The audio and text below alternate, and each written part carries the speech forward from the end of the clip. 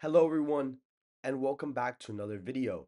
And today, I'm going to be doing my weekly 2024 presidential election prediction. Before you guys watch the video, please hit that like button, subscribe to the channel, hit that post bell notification so you don't miss another video that I post, and make sure to follow the Twitter and join the Discord in the description down below.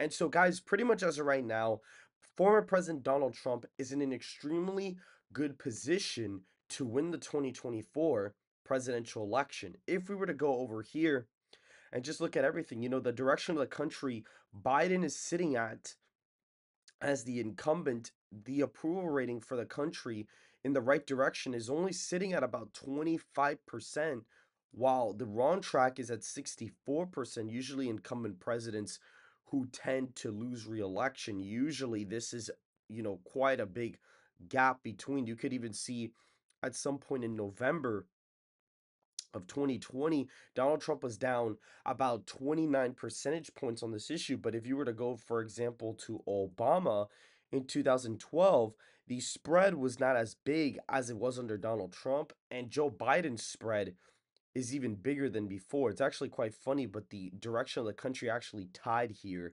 a very, very long time ago, right after Obama actually got elected, which is pretty interesting. It almost tied and it kind of went back up over time. And so pretty much Joe Biden is down on this issue 39 points. He currently sits at a minus 16.7% approval rating, with his approval rating being below 40%. He's sitting at 39.9%, and we only have 7 months left to go. Donald Trump is up in the aggregate as of right now by 1 percentage point. And you guys got to understand as well that pretty much Donald Trump, yes, Biden has gotten closer in the popular vote, but usually the thing is that Quinnipiac did join the aggregate, which usually is not included and seems to be kind of an outlier here. I mean, there is a Biden plus 1 and 2 poll, but compared to the rest of the polls, it does seem that, the polls are kind of all over the place, but Biden's leads tend to be smaller than a lot of Trump leads. Like Fox News has Trump up by 5 nationally. Quinnipiac only had Biden up by 3. Forbes Harris X had it at a tie nationally with leaders like, basically with leaners. CNBC had Trump up by 1. Morning Consult had Trump Biden up by 1. So the polls are kind of all over the place, but Trump is currently sitting at 46.5%, which is roughly what he got in 2020, while Biden is sitting at 45%. It's actually quite funny, but 45.8% is actually the highest Biden has ever polled at the entire cycle, and he has not polled at 50% whatsoever ever since the aggregate began on November 1st, 2022. Literally has not led or hasn't been at 45% at all. I mean, he led during the beginning of 2023, but Trump even overtook him in the aggregate at some point, and then Trump kind of took the lead for a little bit. Then Biden kind of took it for a short period of time. And ever since September 11th, Donald Trump was able to come over and has held the lead for basically about 6 months or so, or even more than that at this point. He's had it since September and it's the end of March. So he's about to be holding the lead for about 7 months as of right now. And that is a long time for him to be leading the popular vote. Not only that, if you look at RCP's, just general swing states, right now, there seems to be kind of a, how can I say this? Right now, Donald Trump is up by 1 point in the aggregate. And if you actually go to the five-way race, which is the real race, because, you are going to have these third-party candidates, Trump is actually leading the popular vote by 2.4 percentage points as of right now. And I think that maybe the polls nationally might not be too off. However, I think Trump probably wins the popular vote by about like 1.5 or something like that as of right now. He's probably winning about 1.5. And so he probably gains a lot in Texas, Florida, Ohio, gains a lot in some of these bluer states, and that kind of causes the popular vote to be significantly closer than the previous cycle. But now we're going to be getting into the states. Donald Trump, for the most part, in all these states he won in 2020, he's basically going to carry these by a pretty significant amount. I think the state of Iowa will probably end up being a 13-14 point win. I think he wins Ohio by 12, wins Florida by about 8 or 9 points, and is winning Texas by possibly around 7, 8 points as well. Maybe Florida's hitting like a 10-point victory, because if you look at Texas, guys, the thing with Texas is that the swings here are massive for Donald Trump in the border area, and I think these trends are going to continue this cycle. And a lot of places like Denton and Collin County, they're going to shift back, to Donald Trump because of Biden's unpopularity. I also think in a state like Florida, Trump is going to continue to make gains in the Miami-Dade area. Biden's probably going to fall off by like 100,000 votes here or so. So Trump will probably win Miami-Dade. I'd expect him to win Duval. He should be able to win Pinellas County, pretty easily, in my opinion. I think that Osceola County will get really close. Orange County will get within 20 points. Seminole County might even be a county that he actually ends up flipping as well. And so I think these states are going to basically be lockups for the GOP, including Iowa and Ohio. They're going to almost be in the plus 15 category for Donald Trump. I think that Nebraska's at large and the first district are going to be safe Republican. Alaska is going to be likely Republican. The state is slightly left trending. I think it probably votes for Donald Trump by about 14 points or so, 13 points this cycle. That's what I'm roughly looking at here. Biden, on the other hand, is probably winning California and Washington by over 15. California is probably like a 20-point win this cycle. I think Hawaii is also around that margin as well. Oregon will probably be a likely state. Colorado is likely probably a 7 or 8 point win for the incumbent president.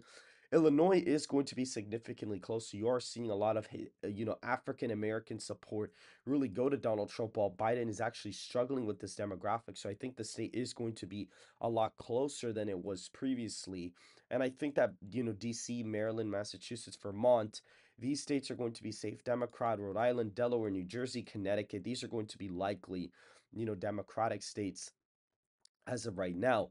New Mexico, I think it's going to be likely Democrat. I don't think it's going to fall in the lean category anymore. I think that Biden, is kind of seeing a little bit of resurgence nationally, but to the point where people are saying, oh, Trump is doomed. It's over. Biden's winning re-election. I don't think that's going to be the case. However, I am putting New Mexico in the likely category. Biden probably wins it by about 6 to 7 points as of right now. I think the state of New York is still under 15. It's probably a 12 or 11 point win for Biden for the most part. I think Illinois is like a 10 point win for Biden too.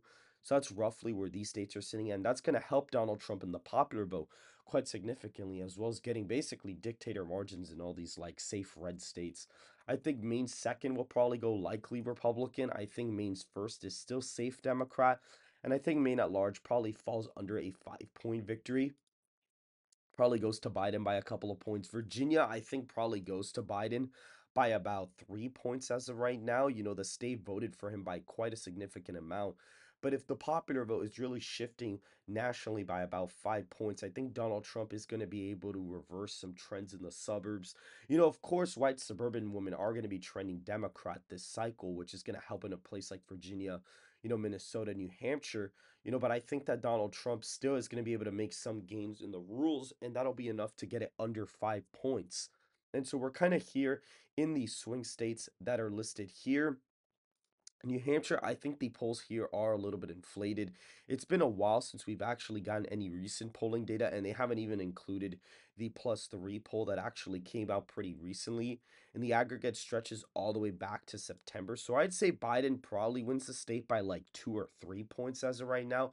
Incumbents are usually not favored here, and him having a low disapproval rating is not necessarily going to help him in the state whatsoever. So I think it is a 2, 3 point win for him right now.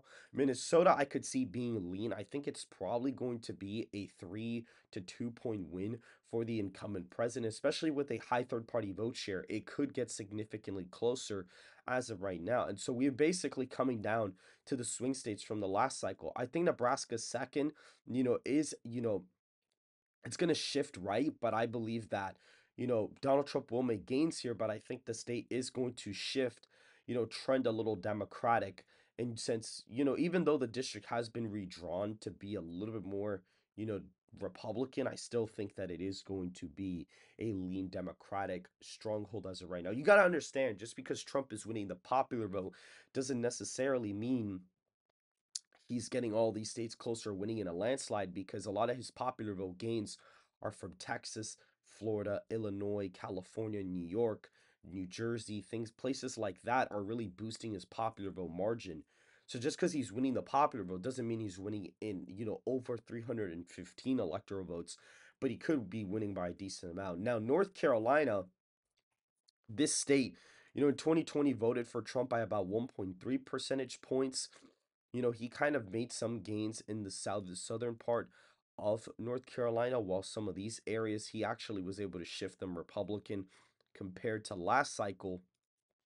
And so I think that, with a competent GOP in North Carolina and all these factors, with Mark Robinson running for governor and things like that, I think he is actually going to put on a masterclass performance in North Carolina and probably win it by the same amount he won it by in 2016. He probably ends up winning it by about four and change, which actually is better than what he won it by in 2016. In 2016, he actually won it by 3.7%. So I think he is going to do a lot better there. In the state of Georgia, I actually think he wins it by a lean Republican margin as of right now. If you look at the state, there was a lot of shifts in Atlanta because of African American turnout being really high, but I think turnout is going to dip this cycle. And I think a lot of these counties are actually going to shift back to Trump because Trump is still gaining African American support. So when you have that low African American turnout and support for Trump increasing with African Americans, I think that's going to make the state shift back just a tiny bit. I think he probably wins it by about 2 or 3 points as of right now. I think Wisconsin would be a lean Republican margin. I think he is winning the state by about a lean margin as of right now. If you look at the state, Donald Trump was able to make some gains in some of these rural places, some of these rural counties, some of these shifted, but I think a place like Sawyer County is going to shift back to Trump. I think that, Door County will shift back. I think that in the WoW counties, Donald Trump is going to probably make some gains here. Ozaki might be the only place that trends Democrat, but it still might swing Republican.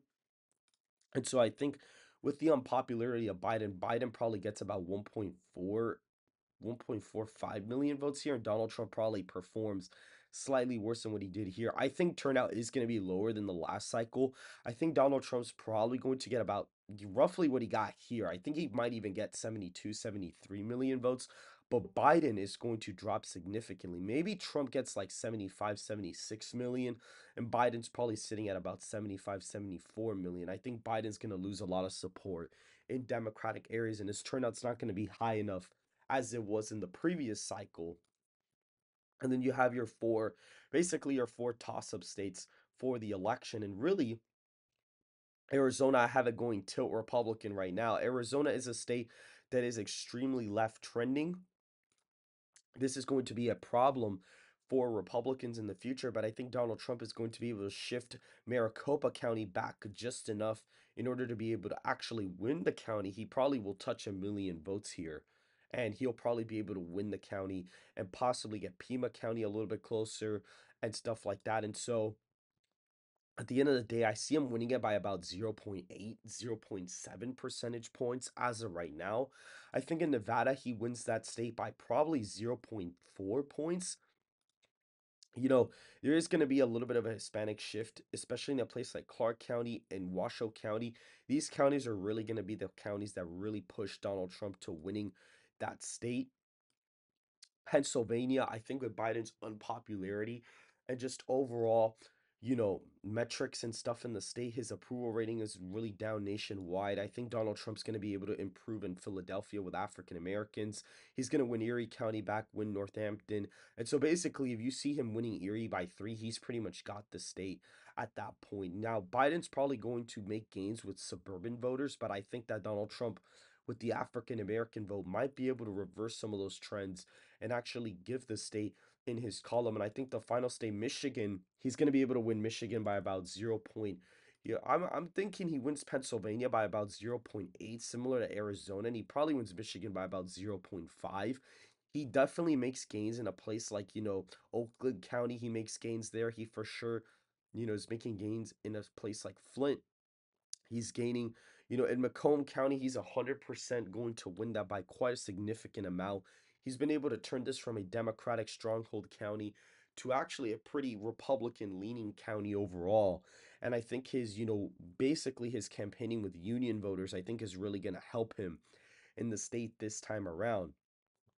And so that is basically it for the map. I have Donald Trump winning with 312 electoral votes to President Biden's 226 electoral votes, with Nevada, Arizona, Michigan, and Pennsylvania being the closest states. And funny enough, the closest state on this map is actually Nevada because he wins it by 0.3. I have him winning Michigan by about 0.6 percentage points. And the reason why I do have the election a little bit closer than previous predictions is because Biden is getting a slight momentum boost back. And even if Trump is winning the popular vote by 2 points, it doesn't mean he's gaining it mostly in swing states and stuff like that. It's a lot of like he's gaining in California, gaining in Illinois, gaining in New York, gaining in Florida, Texas, and stuff like that. So he's probably winning the popular vote by like a point here. And also the margins in the red states kind of help him, but just because he's winning the popular vote, he is not guaranteed the electoral college. Now, I don't think that Biden is going to win the electoral college but lose the popular vote. I don't think that would happen. I think if Biden wins the electoral college, he's definitely taking the popular vote 100%. But it is going to be a closer race, guys. It's just the truth. Just because Biden has a low disapproval and just because Biden, is just a zombie overall doesn't mean that we aren't in a very polarized political climate. However, I do think Donald Trump is heavily favored to win the 2024 presidential election as of right now. So if you guys do enjoy the video, please hit that like button, subscribe to the channel, make sure to hit that bell so you don't miss another video that I post. And make sure to follow the Twitter and join the Discord server in the description down below. And I hope to see you guys very, very soon.